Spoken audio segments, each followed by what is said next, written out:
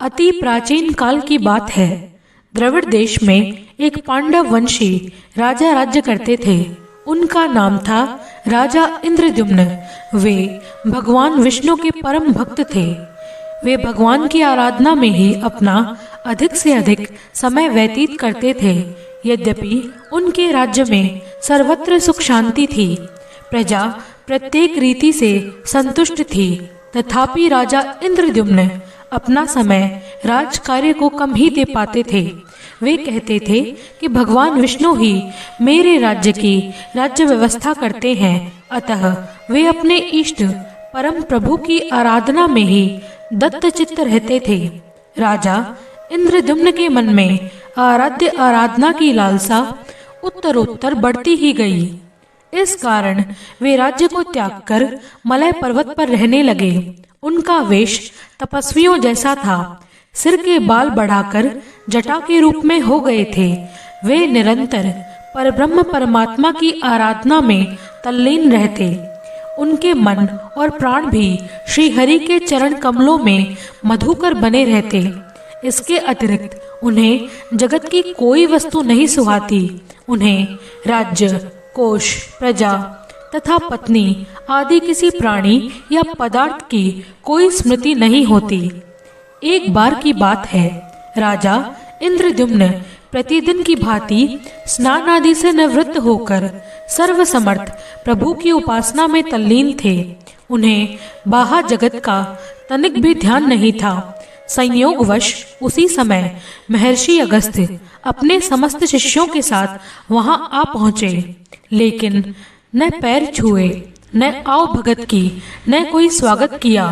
मौन व्रती राजा इंद्रद्युम्न परम प्रभु के ध्यान में मग्न रहे। इससे महर्षि अगस्त्य कुपित हो गए। उन्होंने इंद्रद्युम्न को श्राप दे दिया। इस राजा ने गुरुजनों से शिक्षा नहीं ग्रहण की है और अभिमानवश परोपकार से निवृत्त होकर मनमानी कर रहा है। ऋषियों का अपमान करने वाला यह राजा हाथी के समान जड़ बुद्धि है। इसलिए इसे घोर अज्ञानमयी हाथी की योनि प्राप्त हो। महर्षि अगस्त्य भगवत भक्त इंद्रद्युम्न को श्राप देकर चले गए। राजा इंद्रद्युम्न ने इसे श्री भगवान का मंगलमय विधान समझकर प्रभु के चरणों में अपना सिर रख दिया और प्राण त्याग दिए। क्षीराब्धि में 10 सहस्त्र योजन लंबा, चौड़ा और ऊंचा त्रिकुट नाम का एक पर्वत था। वह पर्वत अत्यंत सुंदर एवं श्रेष्ठ था। उस पर्वतराज त्रिकुट की तराई में ऋतुमान नामक भगवान वरुण का क्रीड़ा कानन था। उसके चारों ओर दिव्य वृक्ष सुशोभित थे। वे वृक्ष सदा पुष्पों और फूलों से लदे रहते। उसी क्रीड़ा कानन ऋतुमान के समीप पर्वत श्रेष्ठ त्रिकुट के गहन वन में हथनियों के साथ अत्यंत शक्तिशाली और अमित पराक्रमी गजेंद्र रहता था। एक बार की बात है, गजेंद्र अपने साथियों सहित तृषाधिक्य प्यास की तीव्रता से व्याकुल हो गया। वह कमल की गंध से सुगंधित वायु को सूंघकर एक चित्ताकर्षक विशाल सरोवर के तट पर जा पहुंचा। गजेंद्र ने उस सरोवर के निर्मल, शीतल और मीठे जल में प्रवेश किया।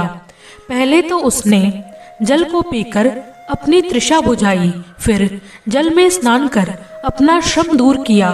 तत्पश्चात उसने जल क्रीड़ा आरंभ कर दी। वह अपनी सूंड में जल भरकर उसकी फुहारें हथनियों पर फेंकने लगा। तभी अचानक गजेंद्र ने सूंड उठाकर जोर से चित्कार की। पता नहीं किधर से एक मगर ने आकर उसका पैर पकड़ लिया। गजेंद्र ने अपना पैर छुड़ाने के लिए पूरी शक्ति लगा दी, लेकिन उसका वश नहीं चला, पैर नहीं छूटा। अपने स्वामी गजेंद्र को ग्राहग्रस्त देखकर हथनियां, कलब और अन्य गज अत्यंत व्याकुल हो उठे। वे सूंड उठाकर चिंगाड़ने और गजेंद्र को बचाने के लिए सरोवर के भीतर बाहर दौड़ने लगे। उन्होंने पूरी चेष्टा की, लेकिन सफल नहीं हुए। वस्तुतः महर्षि अगस्त्य के शाप से राजा इंद्रद्युम्न ही गजेंद्र हो गए थे। गजेंद्र को जिस ग्राह ने पकड़ा था वह पूर्व जन्म में हुहु नाम के एक श्रेष्ठ गंधर्व थे। ये ऋषि अगस्त्य और दक्ष कन्या राधा के पुत्र थे। ये सप्त गायन विशारद गंधर्वों में से एक थे। एक बार की बात है, देवल ऋषि जलाशय में स्नान कर रहे थे। उसी जलाशय में ये हुहु नामक गंधर्व ने चुपचाप अंदर जाकर ऋषि के पैर पकड़ लिए और मगरमच्छ मगरमच्छ कहकर चिल्लाने लगा। इससे क्रोधित होकर देवल ऋषि ने श्राप देते हुए हुहु से कहा, हे गंधर्व हुहु, तुझे लाज नहीं आती? तुझे संत महात्मा का आदर करना चाहिए और तू मजाक उड़ा रहा है और मगर की तरह आकर मेरा पैर पकड़ता है। अरे दुष्ट, अगर तुझे मगर बनने की इतनी ही तीव्र इच्छा है तो तुझे मगर की योनि प्राप्त हो। श्राप मिलते ही वह गंधर्व ऋषि से क्षमा याचना करने लगा। तब ऋषि ने कहा, तू मगर की योनि में जरूर जन्म लेगा, लेकिन तेरा उद्धार स्वयं भगवान श्री विष्णु के हाथों से होगा। और गंधर्व श्रेष्ठ हुहु महर्षि देवल के श्राप से एक ग्राह हो गए थे। वे भी अत्यंत पराक्रमी थे। संघर्ष चलता रहा। गजेंद्र स्वयं को बाहर खींचता और ग्राह गजेंद्र को भीतर खींचता। सरोवर का निर्मल जल गंदा हो गया था। कमल दल शत विशत हो गए थे। जल जंतु व्याकुल हो उठे। गजेंद्र और ग्राह का संघर्ष पूरे 1000 वर्ष तक चलता रहा। दोनों जीवित रहे। यह दृश्य देवताओं को चकित करने वाला था। अनंत गजेंद्र का शरीर शिथिल हो गया। उसके शरीर में शक्ति और मन में उत्साह नहीं रहा, परंतु जलचर होने के कारण ग्राह की शक्ति में कोई कमी नहीं आई। उसकी शक्ति बढ़ती गई। वह नवीन उत्साह से अधिक शक्ति लगाकर गजेंद्र को खींचने लगा। असमर्थ गजेंद्र के प्राण संकट में पड़ गए। उसकी शक्ति और पराक्रम का अहंकार चूर चूर हो गया। वह पूर्णतया निराश हो गया। किंतु पूर्व जन्म में निरंतर भगवान आराधना के फल स्वरूप उसे भगवान स्मृति हो गई। उसने निश्चय किया कि मैं कराल काल के भय से चराचर प्राणियों के शरण्य सर्वसमर्थ प्रभु की शरण को ग्रहण करूंगा। इस निश्चय के साथ गजेंद्र ने मन को एकाग्र कर पूर्व जन्म में सीखे श्रेष्ठ स्तोत्र का पाठ आरंभ कर प्रभु की स्तुति की। गजेंद्र की स्तुति सुनकर सर्वात्मा सर्वदेव रूप भगवान विष्णु प्रकट हो गए। गजेंद्र को पीड़ित देखकर भगवान विष्णु गरुड़ पर आरूढ़ होकर अत्यंत शीघ्रता से युक्त सरोवर के तट पर पहुंचे। तब जीवन से निराश तथा पीड़ा से झटपटाते गजेंद्र ने हाथ में चक्र लिए गरुड़ आरूढ़ भगवान विष्णु को तीव्रता से अपनी ओर आते देखा तो उसने एक कमल का सुंदर पुष्प अपनी सूंड में लेकर ऊपर उठाया और बड़े कष्ट से कहा, नारायण जगत गुरु भगवान, आपको नमस्कार है। हे प्रभु, मुझे पता था कि आप मेरी रक्षा के लिए अवश्य आएंगे।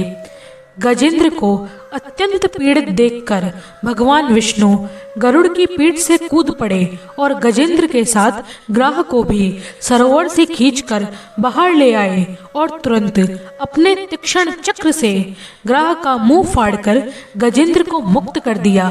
भगवान विष्णु के मंगलमय वरद हस्त के स्पर्श से पाप मुक्त होकर अभिशप्त हुहु गंधर्व ने प्रभु की परिक्रमा की और उनके त्रिलोक्य वंदित चरण कमलों को प्रणाम कर अपने लोक में चला गया। भगवान विष्णु ने गजेंद्र का उद्धार कर उसे अपना पार्षद बना लिया।